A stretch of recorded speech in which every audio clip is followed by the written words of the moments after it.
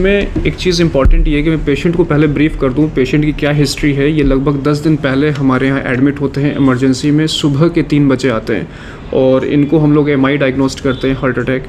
अच्छा, इसमें एक चीज़ सबसे इंपॉर्टेंट है जो मैं चाहता हूँ पब्लिक डोमेन में पब्लिक जाने, बिकॉज हार्ट की जितनी भी पैथोलॉजीज़ है, हार्ट अटैक है, हार्ट फेल्योर है, ये इसलिए हो जाता है क्योंकि हम लोगों के अंदर पब्लिक डोमेन में अवेयरनेस नहीं है, लोगों को हार्ट के बारे में जानकारी नहीं है। और जानकारी कब होता है, जब आपको हार्ट अटैक आ जाए या फिर आप हार्ट फेलियर में लैंड कर जाओ, तब ये प्रॉब्लम्स आप हॉस्पिटल में आते हो, अचानक पता चलता है मुझे तो ये बीमारी है।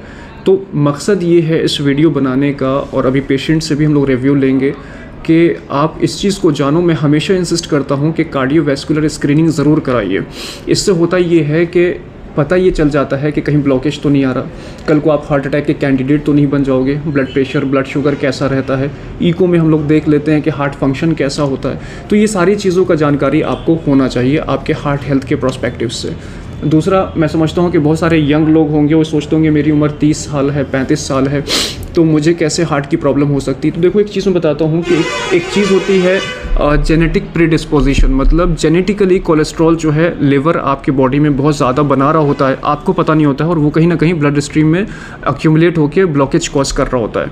तो ये जेनेटिकली होता है कई बार, तो ये तो आपको नहीं पता चलेगा और अचानक हार्ट अटैक में आपको लैंड करा देगा। इसलिए मैं 30s के ऊपर मैं बताता हूँ आपको एक बार कार्डियोवैस्कुलर स्क्रीनिंग ज़रूर कर लेना है, ठीक है। तो ये एक चीज़ है। हमारे यहाँ मेरे हॉस्पिटल में मैं समझता हूँ कि अगर सिर्फ स्क्रीनिंग आप कराने आते हो तो मैं समझता हूँ 3-3.5 हज़ार रुपये में ये हो जाएगा। इसमें हम लोग सारी चीज़ों देख लेंगे, हार्ट हेल्थ आपका जो है वो हम बता देंगे आपको कैसा है, उस हिसाब से जो गाइडलाइन है, लाइफ स्टाइल मॉडिफिकेशन है, या फिर जो अगर कोई मेडिसिन आपने एडवाइस हमने करना है आपको, तो वो एडवाइस कर देते हैं। अब थोड़ा सा मैं चाचा जी से जानूँगा कि क्या हाल है इनका। ये 10 डेज़ पे फॉलोअप कर रहे हैं, 3 डेज़ ICU में इनका वक्त गुजरा है। उस वक्त इनको एक्यूट पेन था, सीवियर एक्यूट पेन था। तो अभी बताइए चाचा जी, आप कैसा महसूस कर रहे हैं, पहले से कैसा है? बहुत बढ़िया है सर, अभी ठीक है? बहुत ठीक। उस वक्त क्या हुआ था आपको? उस समय से हमारे चेस्ट में सब बाएं साइड से दर्द निकलता था, अब पूरा मैंने बाह में, माथा में पूरा दर्द हो जाता था। पूरा दर्द हो जाता? दर्द कैसा था, बहुत तेज था, हल्का था, कैसा दर्द था वो? मैंने सब तेज था सर। तेज था। अच्छा, वो दर्द होने के कब फिर आप यहाँ पर आए, मतलब फौरन ही आ गए या कुछ दिन बाद आए? 2 दिन मैंने हल्का का दर्द हुआ, 2 दिन हल्का का दर्द हुआ, तो उसको मेडिसिन खाए, सुई भी लिए, लेकिन आराम थोड़ा हुआ, फिर वापस हो गया। अच्छा, इसमें एक चीज़ मैं ये कहना चाहूँगा, देखो आप लोग क्या मिस्टेक करते हो, कभी भी चेस्ट पेन होता है तो अक्सर लोग गैस का पेन समझते हैं ना चाचा जी, गैस हो गया। और मैं समझता हूँ कहीं ना कहीं आप अपनी जगह सही भी हो, लेकिन अगर इम्पॉर्टेंट ये है कि अगर आपकी उम्र 35-40 के रेंज में है और सीवियर चेस्ट पेन का एपिसोड आता है, तो एक बार हार्ट वालों से ज़रूर रूल आउट करा लीजिए।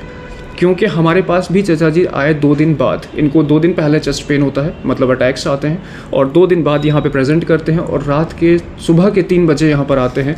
तो वो कंडीशन बहुत अप्रोप्रिएट नहीं होता है, समटाइम्स कई बार डॉक्टर अवेलेबल नहीं होते हैं, बहुत सारी चीज़ें होती हैं।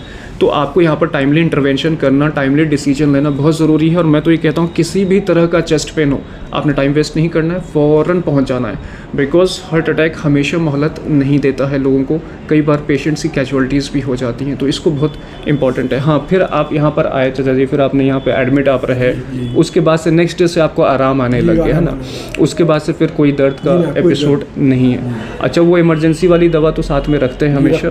हाँ, एक दवा हम लोग कहते हैं सॉर्बिट्रेट, जितने भी हार्ट के पेशेंट्स हैं आपने उसको हमेशा अपने पास रखना है, क्योंकि वो एक इमरजेंसी मेडिसिन है, समझो एक इमरजेंसी दवा है। कभी ऐसा हो जाए तो उसको लगाकर जीप के नीचे आप रखो और फिर फ़ौरन हॉस्पिटल रश कर लेना है।